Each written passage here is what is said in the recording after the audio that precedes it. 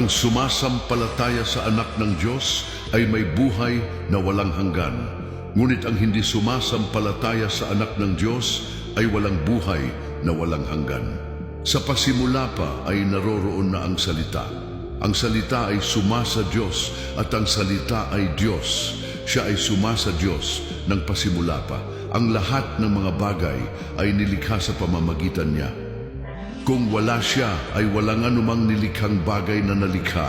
Ang buhay ay nasa Kanya, at ang buhay ay ang ilaw ng mga tao. Ang ilaw ay nagliwanag sa kadiliman, at hindi ito naunawaan ng kadiliman. Sapagkat likas kay Kristo ang buong pagka-Diyos, kahit na siya ay nagkatawang tao, kaya't kayo'y ganap na sa pamamagitan ng inyong pakikipag-isa sa Kanya, na siyang nakakasakop sa lahat ng kapangyarihan at pamamahala. Sa ganitong paraan ninyo, malalaman ang Espiritu ng Diyos. Ang bawat Espiritong kumikilala na si Jesucristo ay nagkatawang tao sa kaniyang pagparito ay mula sa Diyos. Ang bawat Espiritong hindi kumikilala na si Jesucristo ay nagkatawang tao sa kaniyang pagparito ay hindi mula sa Diyos. Ito ang Espiritu ng Antikristo na narinig ninyong darating at narito na nga sila ngayon sa sanlibutan. Ako ang nagpapatotoo sa aking sarili at ang Ama na nagsugo sa akin ay nagpapatotoo patungkol sa akin. Hindi ninyo ako nakikilala, ni ang aking Ama. Kung nakilala ninyo ako, ay nakikilala rin ninyo ang aking Ama. Ang sino mang kumikilala sa akin sa harap ng mga tao, ay kikilalanin ko rin sa harap ng aking Amang nasa langit. Ngunit ang hindi kumikilala sa akin sa harap ng mga tao, ay hindi ko rin kikilalanin sa harap ng aking Amang nasa langit. Hindi lamang sila ang aking mga idinadalangin.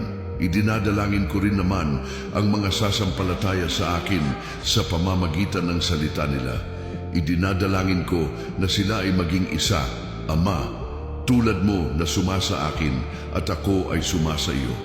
Idinadalangin ko na silang lahat ay maging isa sa atin, upang ang sangkatauhan ay sumampalataya na ikaw ang nagsugo sa akin. Ang kaluwalhatian na ibinigay mo sa akin ay ibinigay ko sa kanila, upang sila ay maging isa tulad natin na isa. Ako ay nasa kanila, at ikaw ay nasa akin, upang sila ay maging ganap na isa, at upang malaman ng sangkatauhan na isinugo mo ako. At malaman din nila na iniibig mo sila tulad ng pag-ibig mo sa akin. Sapagkat naparito ako mula sa langit upang gawin ang kalooban ng aking Ama na nagsugo sa akin at hindi ang sarili kong kalooban. At ito ang kalooban ng Diyos na siyang nagsugo sa akin, na hindi mawala sa akin ang kahit isa sa mga ibinigay niya sa akin.